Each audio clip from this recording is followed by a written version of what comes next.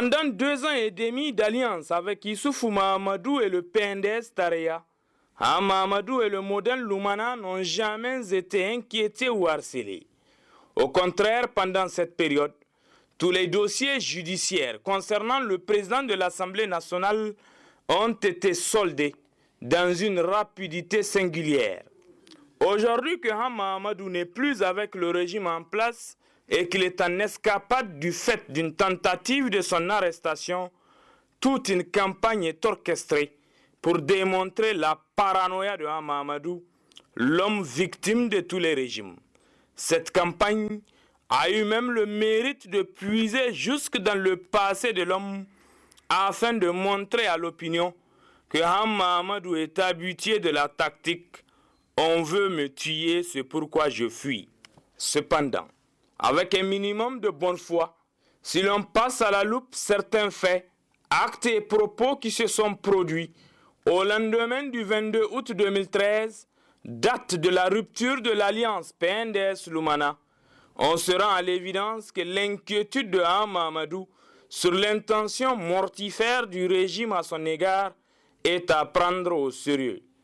En effet, quelques semaines seulement après l'échec de la mise en place du gouvernement d'union nationale, dans une interview accordée à la radio France Internationale, le ministre de l'Intérieur Hassoumi Massaoudou a dévoilé l'intention de son gouvernement de s'en prendre à Mahamadou.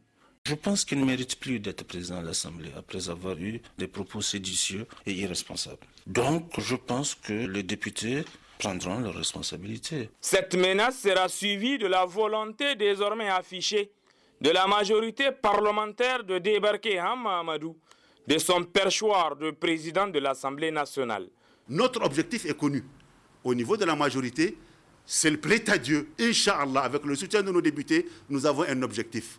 C'est celui de débarquer le président de l'Assemblée nationale de son perchoir. Et on va le faire, Inch'Allah. Pour ce faire, tous les artifices seront mis en œuvre en tentant même de mettre en contribution la Cour constitutionnelle afin qu'elle déclare la vacance du poste de président de l'Assemblée nationale. Et de l'autre côté, le gouvernement s'emploie à la tâche. C'est ainsi que le 2 mai 2014, contre toute attente, la deuxième personnalité de l'État, Mahamadou, sera unilatéralement dépossédé de sa garde rapprochée par le gouvernement. Sans m'avoir prévenu, sans m'avoir consulté d'aucune manière, sans qu'aucune plainte n'ait été formulée par moi-même contre aucun de ces agents, ils ont tous été affectés. Les plus proches ont été envoyés à Tawa. Certains ont été envoyés à Bosso, d'autres plus loin. Comme si le fait d'avoir assuré ma sécurité pendant ces 3 ans est devenu une faute grave. Quelques jours après, son aide de camp sera aussi retirée. Mais avant le retrait de sa sécurité rapprochée, le domicile de Mahamadou sera la cible d'un tir à balles réelles. Pendant que Mahamadou exige toute la lumière sur l'attaque de son domicile, le ministre de l'Intérieur anime une conférence de presse et dénonce un montage grossier et grotesque du président de l'Assemblée nationale. Qu'il s'agit d'un montage grossier et grotesque qu'il avait par ailleurs lui-même annoncé lors d'un meeting avant son départ la veille. Qu'au stade actuel de l'enquête, à la date d'aujourd'hui, les Nigériens n'ont pas encore eu droit aux conclusions de cette enquête.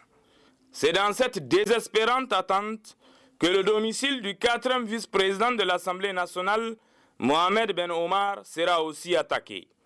Chose curieuse ici, en moins de 24 heures, l'enquête sera menée et bouclée et une quarantaine de militants et proches de Mahamadou sera arrêtés pour, dit-on, actes terroristes.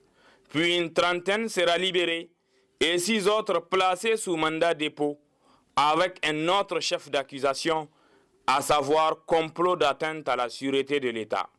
Ce n'est pas encore fini. Le 3 août dernier, alors qu'il accompagnait le président de l'Assemblée nationale à la cérémonie officielle de plantation d'arbres, le seul garde-chauffeur qui restait encore à Mahamadou a été brièvement interpellé et conduit à la police judiciaire.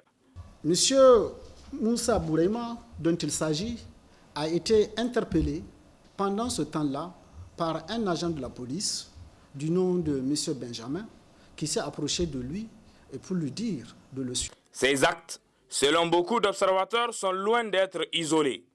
Aujourd'hui encore, alors qu'on cherche à convaincre l'opinion nationale et internationale que l'affaire des bébés importés n'a rien de politique, une propagande d'une rare violence contre Hama Amadou est entretenue sur les médias d'État, s'il vous plaît. Comme si l'avenir du Niger ne tenait qu'à un procès sur les bébés importés. Les téléspectateurs et auditeurs de ces organes dits publics sont servis à satiété chaque soir par des éditos pompeusement présentés et des dossiers accablants condamnant Hama Amadou, pourtant deuxième personnalité politique de la République, en tout cas jusqu'à preuve du contraire. Alors que jusqu'ici, dans cette fameuse affaire de bébés importés, le président de l'Assemblée nationale n'a jamais été cité, encore moins poursuivi, malgré toute la procédure en cours, selon son avocat. Le président Hama Amadou n'a pas été poursuivi par quelque juridiction que ce soit. Son nom n'a été cité dans aucune procédure. Comment peut-on autoriser d'arrêter une telle personnalité? Attention donc au dérapage.